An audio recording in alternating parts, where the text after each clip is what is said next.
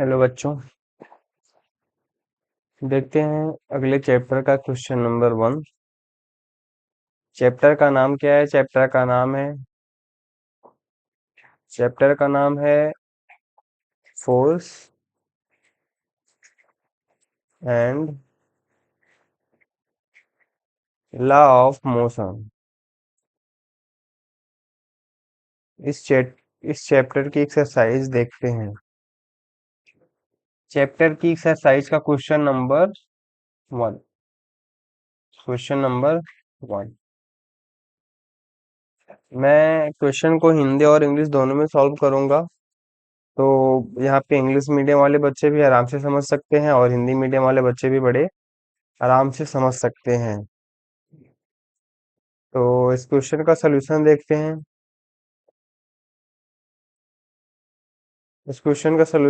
Question लिखा हुआ है, an object experiences net zero external unbalance force.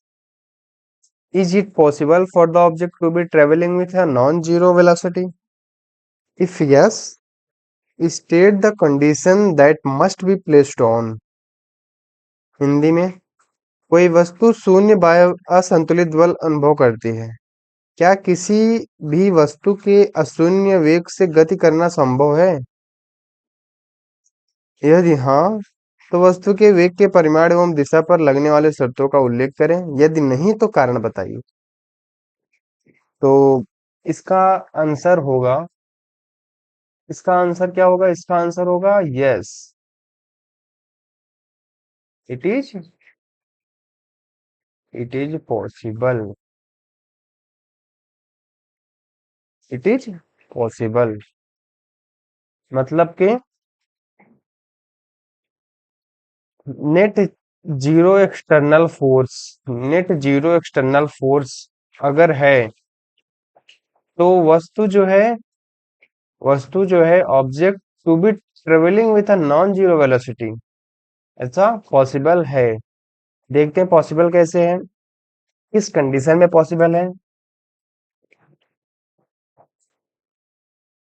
एक फिगर बनाते हैं और फिगर से सबसे पहले समझते हैं net external unbalance force zero कैसे होता है और नॉन जीरो कैसे होता है। तो देखते हैं। ये मैंने ये है सरफेस सरफेस ऑफ अर्थ ही लेके चलते हैं। टेबल भी लेके चल सकते हैं, कुछ भी मान सकते हैं। ग्रेविटी तो हर जगह काम करती है।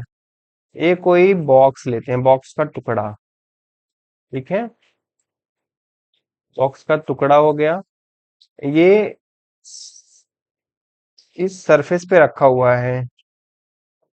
ये ब्लॉक सरफेस पे रखा हुआ है और इसके पास कुछ मास है, मान लीजिए यम। तो इसको धरती अपनी साइड खींचे रहेगी। इसका कुछ वजन होगा यम जी। और अगर कोई व्यक्ति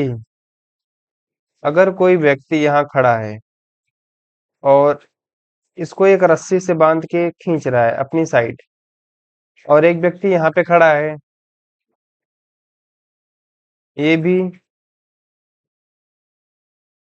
ये भी रस्सी से बांध के, ये भी एक रस्सी से इसको अपनी साइड खींच रहा है।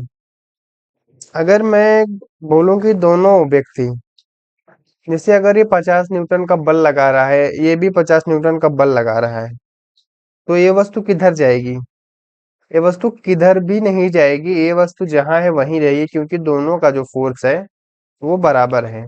और जो दोनों व्यक्ति बल लगा रहे हैं उसे कहते हैं एक्सटर्नल फोर्स। लेकिन यहाँ पे दोनों का फोर्स बराबर है तो कहेंगे एक्सटर्नल बैलेंस फोर्स, मतलब कि इसका और इसका जो डिफरेंस है वो जीरो होगा। और इसका इसका जब डिफरेंस जीरो हो जाएगा, तो वस्तु की स्थिति जो रहेगी वो बनी रहेगी, ना तो वस्तु इधर जाएगी ना तो इधर जाएगी। और यही सेम कंडीशन होती है जब कोई व्यक्ति वस्तु को ढकेलता है। मान लीजिए इधर साइड ढकेलता है 50 न्यूटन बल से, इधर साइड ढकेलता है 50 न्यूटन बल से। तो भी वस्तु की स्थिति वही रहेगी। वस्तु की स्थिति तब तक नहीं चेंज होगी, वस्तु की स्थिति तब तक नहीं चेंज होगी जब वस्तु की स्थिति तब तक नहीं चेंज होगी जब तक दोनों बल जो होगा वो उसमें कुछ डिफरेंस नहीं आएगा। अगर कुछ डिफरेंस आ गया, मान लो कि ये 80 न्यूटन का फोर्स इधर लग रहा है और 60 न्यूटन का फोर्स इधर लग रहा है, तो वस्तु किधर जाएगी? जिधर ज्यादा बल लग रहा है उधर वस्तु जाएगी। वस्तु की दिशा जो जाने की होगी, खिसकने की दिशा इधर होगी, क्योंकि इधर बल ज्यादा लग रहा है। तो अगर घटा के देखेंगे तो फर्क कितना आ रहा है? 20 न्यूटन का। तो कहेंगे कि नेट एक्सटर्नल जो फोर्स है, नेट एक्सटर्नल फोर्स है, वो नॉन जीरो है। मतलब कि net external force non zero है, मतलब कि दोनों बल अनबैलेंस हैं, बैलेंस नहीं है, क्योंकि दोनों बराबर नहीं है। इसी वजह से वस्तु की स्थिति में परिवर्तन हुआ है, वस्तु की स्थिति में परिवर्तन हुआ है। अगर वस्तु चल रही होती तो बल लगा के हम उसको रोक सकते हैं। अगर वस्तु रुकी हुई है तो बल लगा के हम उसको गतिमान कर सकते हैं। अगर वस्तु चलती हुई आ रही है, चलती हुई आ रही है, कोई व्यक्ति यहाँ से खड़े होके इसको धक्का दे के रोक रहा है, तो वस्तु थोड़ी दूर जाके हो सकता है रुक जाए, क्योंकि ये अनबैलेंस फोर्स अप्लाई कर रहा है। Unbalance force external force apply कर रहा है, जिसकी वजह से ये वस्तु रुक जा रही है। तो कुछ यही कॉन्सेप्ट लगेगा इस क्वेश्चन को समझने में। और देखते हैं आगे क्वेश्चन को। ध्यान देंगे तो ये जो कंडीशन है, यही है असंतुलित बाह्य बल। असंतुलित बाह्य बल। लेकिन क्वेश्चन में क्या लिखा हुआ है कि एक्सटर्नल अनबैलेंस फोर्स जो है वो नेट जीरो है। वो क्या है? वो नेट जीरो है। मतलब कि दोनों बल बराबर हैं और एक दूसरे को कैंसल कर रहे हैं। ठीक है। अब देखते हैं क्वेश्चन, क्वेश्चन में क्या लिखा हुआ है। तो मैंने दो एग्जांपल देके समझाया है आपको। तो ये हो गया बैलेंस फोर्स के लिए, और ये हो गया अनबैलेंस फोर्स के लिए। तो अब क्वेश्चन में देखते हैं।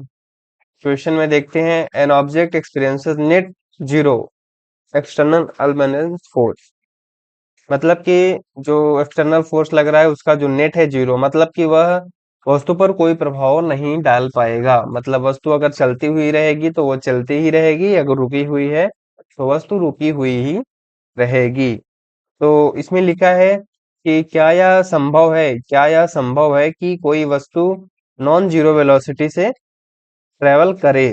तो यह संभव है। संभव कैसे है? कि जैसे कोई स्पेस स्पेस में जाने वाली जो जहाजें होती हैं, स्पेस शटल बोल सकते हैं आप।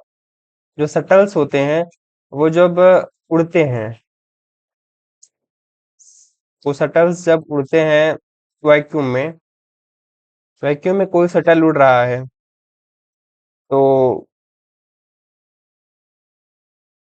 वैक्यूम में जब कोई शटल उड़ रहा है तो वहां पे ना तो फ्रिक्शन होता है ना तो एयर रेजिस्टेंस होता है। तो वो जो शटल रहता है वो इंजन बंद करने के बाद भी उसी वेग से आगे की तरफ बढ़ते जाता है। तो हम कह सकते हैं कि ये पॉसिबल है कि अगर कोई वस्तु जिसके पास पहले से ही कुछ प्रारंभिक वेग है, जैसे कि मान लो इसका प्रारंभिक वेग 50 मीटर या किलोमीटर, जो भी आप ले लो, 50 किलोमीटर पर सेकेंड है, या 50 मीटर पर सेकेंड, 50 मीटर पर सेकेंड लेके चलते हैं। इसका वेग मान लीजिए 50 मीटर पर सेकेंड है।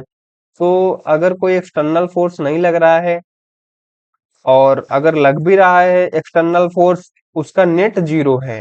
अगर एक्सटर्नल फोर्स लग भी रहा है तो उसका नेट अगर जीरो है, तब भी वस्तु, अगर उसके पास प्रारंभिक वेग है तो वो प्रारंभिक वेग से ही चलेगी।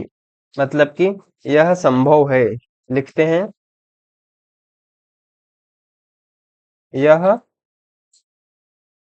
संभव है कि जब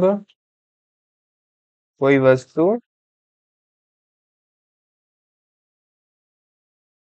नेट या कहें कि शून्य बाह्य बल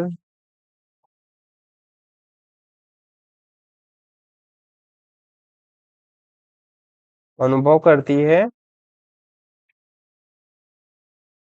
तो वह तो वह अशून्य वेग से गति कर सकती है।